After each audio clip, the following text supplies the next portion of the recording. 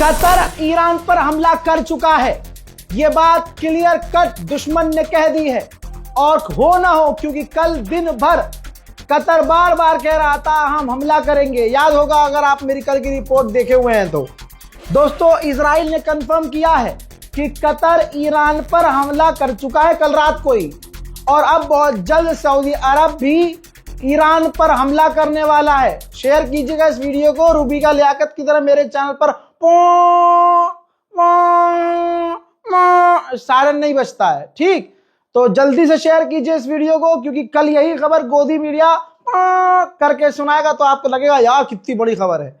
बड़ी खबर है, लेकिन टीआरपी के लिए गोदी मीडिया कुछ भी दिखा रहा है मसाला लगाकर।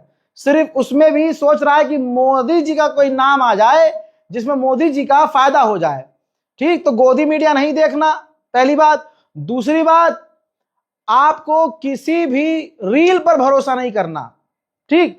अब क्लियर हो गया है कि सऊदी अरब और कतर, अच्छा अमेरिका और इजराइल चाहते यही हैं कि अरब देश मैदान में आ जाएं।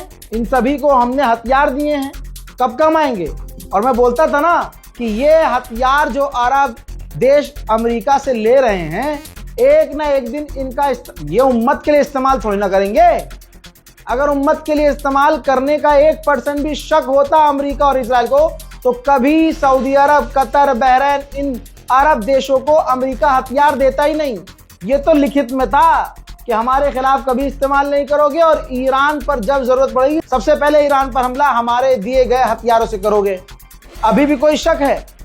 अब सोचिए दोस्तों, पूरी दुनिया में अरब नंगा हो चुका है। अरब का हाल क्या है पता है? स्क्रीन पर देख लो, मोहम्मद बिन सलमान हो या कोई और नाच रहे हैं। इसमें एक नचनिया कम है, लेकिन ध्यान से देख लीजिए। कतर हो, सऊदी अरब हो, पाकिस्तान का आसिम मुनीर हो, सब इजराइल और अमेरिका के आगे नाच रहे हैं। पाकिस्तान का प्रधानमंत्री चाहे क्यों ना हो, ट्रंप और नेतन्याहू के आगे सब के सब सारे अरब और मुस्लिम देश मुजरा कर रहे हैं। कोई भी ईरान के साथ खड़ा नहीं है, बल्कि सब ईरान के खिलाफ हैं।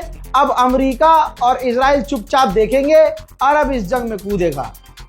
ईरान पहले कह चुका था हमें कोई फर्क नहीं पड़ता, रेड लाइन क्रॉस कर दी है आपने तो हम पलटवार करेंगे और करते रहेंगे। अब एक बड़ी खबर सुनिए, इस रिपोर्ट को शेयर कर दीजिएगा, बहुत जल्दी जल्दी बता रहा हूं। सुप्रीम लीडर को चुनने के लिए एक कमेटी होती है। वो कमेटी एक बिल्डिंग में बैठकर मीटिंग करती है, वोट करती है, उसके बाद सुप्रीम लीडर को चुना जाता है। इतना समझ में आ गया? अभी कुछ देर पहले की बात है, वो ये है कि इजराइल ने उसी बिल्डिंग पर हमला किया जिस बिल्डिंग में सुप्रीम लीडर को वोट करके चुना जाता है, और 88 मेंबर इसमें वोटिंग करने के लिए होते हैं। हमला करने के बाद इजराइल ने कहा कि हमने उस बिल्डिंग पर हमला किया जिस बिल्डिंग में सुप्रीम लीडर चुना जाता है और वोटिंग की जाती है। कुछ 88 में से कुछ लीडर वहां मौजूद थे, ये इजराइल ने कहा। ईरान ने क्या कहा? ईरान ने कहा कि हां, हमारी बिल्डिंग पर हमला किया गया है, लेकिन उस बिल्डिंग में कोई भी लीडर नहीं था। यह सबसे बड़ा अपडेट है, यानी अभी भी इजराइल के निशाने पे अगला सुप्रीम लीडर है कि अगला सुप्रीम लीडर कौन बनेगा। इसके अलावा ईरान के मेहराबाद एयरपोर्ट पर, मेहराबाद इंटरनेशनल एयरपोर्ट पर, तस्वीर देखिए, मेहराबाद इंटरनेशनल एयरपोर्ट पर इजराइल ने हमला किया है। इस हमले में ईरान के एयरपोर्ट तो तबाह हुए ही हैं, लेकिन साथ में ये तस्वीर देख लीजिए, जहाज भी, ईरान का सिविलियन जहाज भी पूरी तरह से तबाह बर्बाद हो गया है। ईरान के हर अलग अलग इलाकों में अमेरिका ने और इजराइल ने मिलकर खतरनाक बमबारी की है, जिनके कुछ मंजर ये हैं जो लगाने वाला हूं, ये थोड़ी देर पहले के हैं, लाइव देखिए।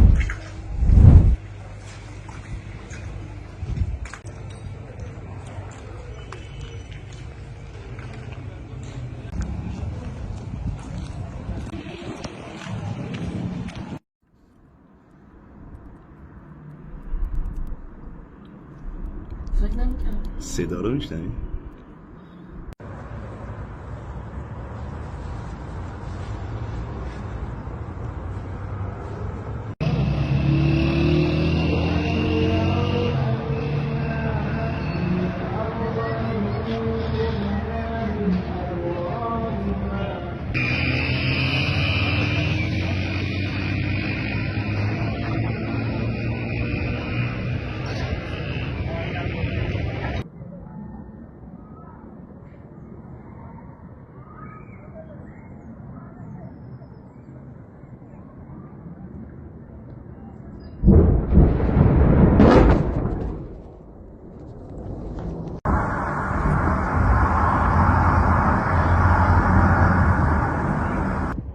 میدون سپاه رو زد ترکون،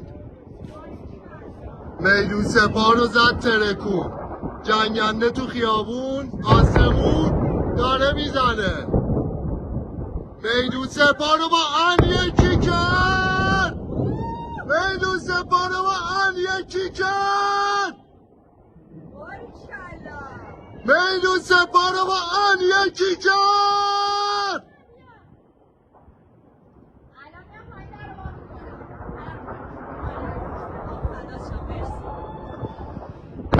باریکالله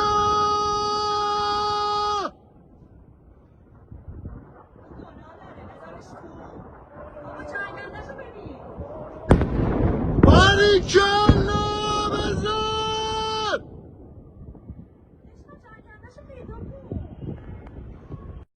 یه دیگه چی زده؟